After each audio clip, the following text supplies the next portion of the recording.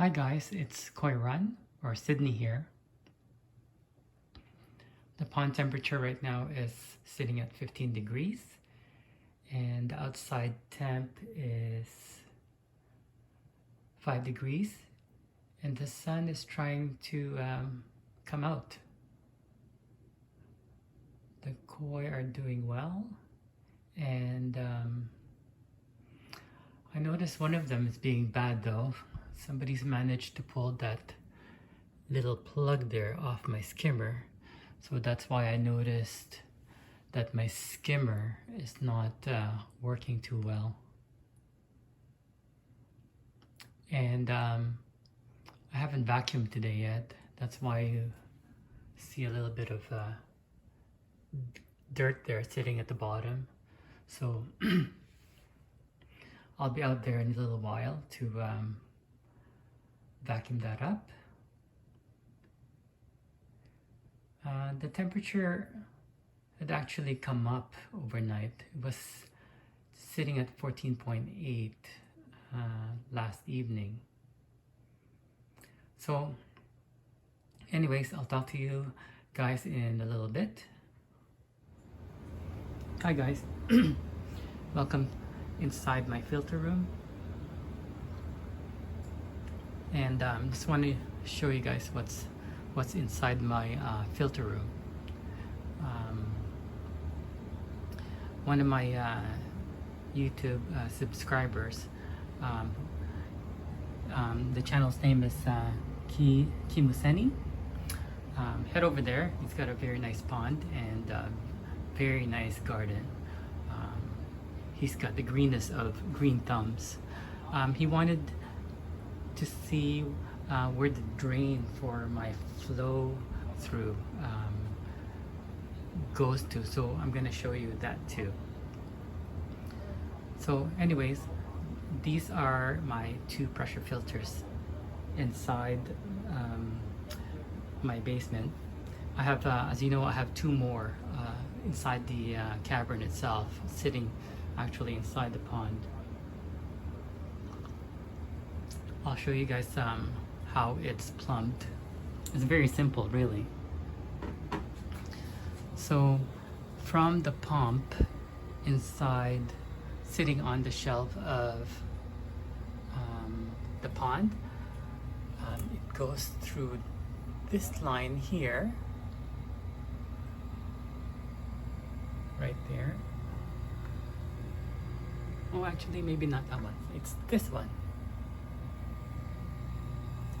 It goes here and then down, and then it splits right here. One goes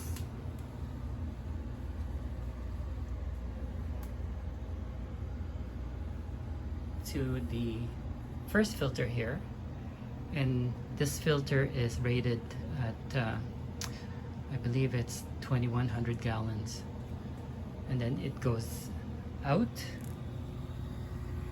back to the pond, and then the other split goes here, right there, and it goes to a second pressure filter, which is this pump here, and that's that filter here. It's rated 4,000 gallons, and then it goes out like that, and then back out into the pond, right? So to take care of these filters, I don't really take care of these filters for the last 4 years now. I'm actually afraid to touch them because I haven't really actually cleaned them. 4 years ago, I used to attach a drain here where you turn this knob and it drains. I attach a hose here and it drains into this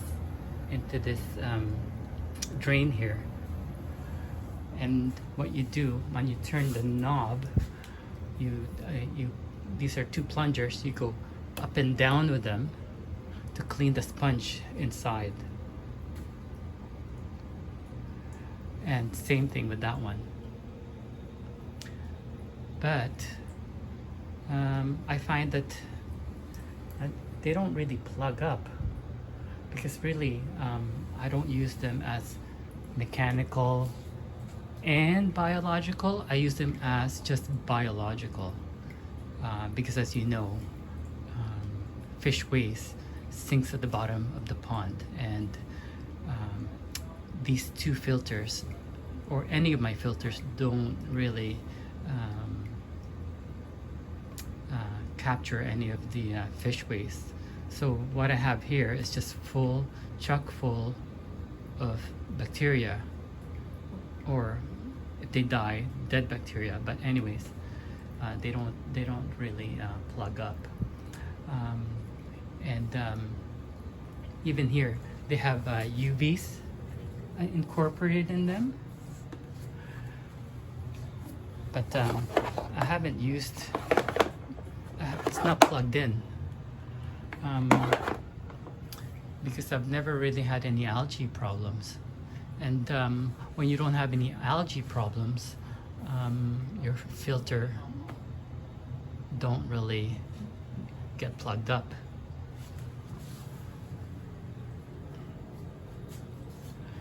And why I'm afraid to do it now is that these are mechanical. So with mechanical things, the more you use it, the chances are that it will break. And as you know, this is my basement, and if anything leaks in here, I'll have a flood. But anyways, that flood won't be too bad, hopefully. And we'll see what happens, because I have this drain here, and the most it could ever flood in here is the top 12 inches of my pond, which is around 200 to 300 gallons, and at that time, at which time the filters will get choked up, and it'll stop. That would be a disaster. Still thinking about how to remedy that in the future, but I can't think of any ways to do it. Okay, so what else is inside here? I have my aerator. This is the high blow 40, and as you can see, it's pretty nice. It's quiet, not very noisy at all. I got this really cheap, actually. It's like 80 bucks. It used to be $500. I think it was one of those end of season sale. And here I have the manifold. Sorry. I have 1, 2, 3, 4, 5, 6, 7 air lines going out into my pond right now. See?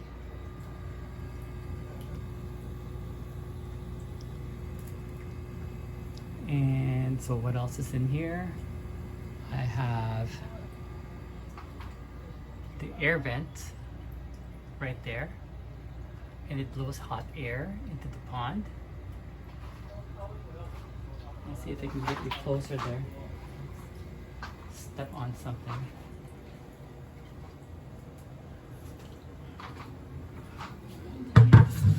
Climb up.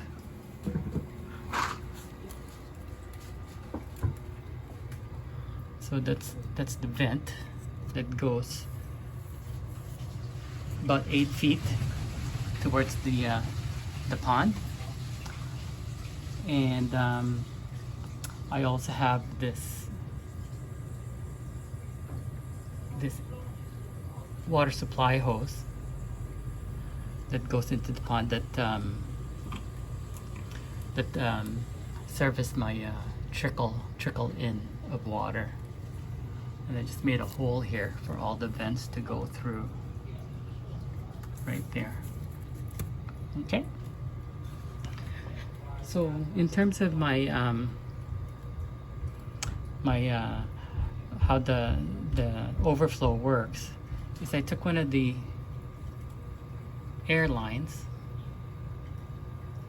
and I took out the air stone and and made it a siphon. So this one of the air lines here is the white one. I chose the clear one because you can see the water. And what you do is what I did is just siphon it. You took a big syringe and sucked on it with a syringe, and until the water starts coming out, and it goes across the floor there, right there, and this is my overflow right there. See?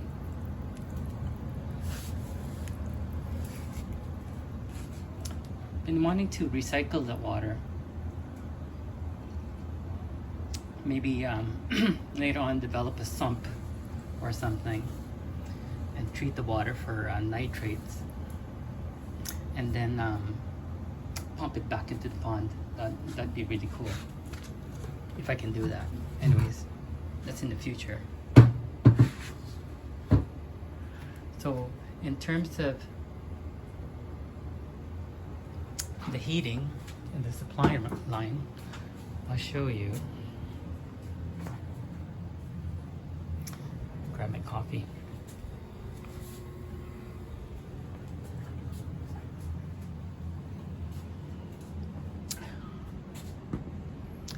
So that is my tankless water heater, and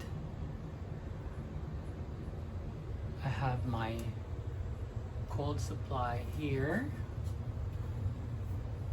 and that is the valve for the cold supply, and I have this valve here to control the hot water supply, so I can actually feed hot water into my pond if I wanted to, but right now it's shut off. And the cold water supply is controlled very carefully so that it just provides a trickle. I can't do that with the hot water supply because you need some sort of you need more flow for this tankless heater to fire up with hot water, and I'm not willing to do that or configure it how without possibly ruining my tankless heater. So what I did to sort of warm up the water is made, well anyways, this is the cold water supply. It goes through a couple of timers, so it's activated right now, right there. And I have two because in case one fails, then I don't have an abundance of water, chlorinated water for that matter, going into the pond. So I have two to make sure that if one of the controller fails, the other one kind of sort of saves it. So anyways, this I added this extra hose here, so it goes round and round, you know, gaining heat from the room air as it slowly trickles through the tube, and it goes up right there, and it goes to my original blue tube and over inside the furnace right here.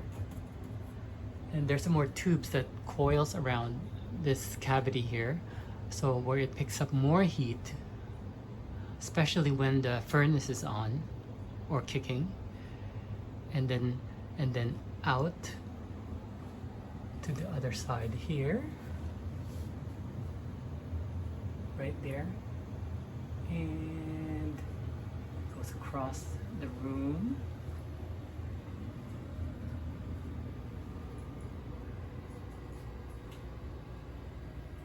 And into the vent. So pretty simple system actually. And I think I have to get some thermometers to see whether what kind of temperatures like I'm getting when by the time the water ends up trickling inside the pond. So this pipe is actually, I can tell already it's warming up, because when I touch here, the water is really cold. It's like 8 degrees Celsius. And here, it's still kind of cold. But especially when the filter kicks in, when I touch the tube, that's coming, by the time it gets to this side here, it's not cold anymore, and then it gets warmed up again if the furnace is on right there.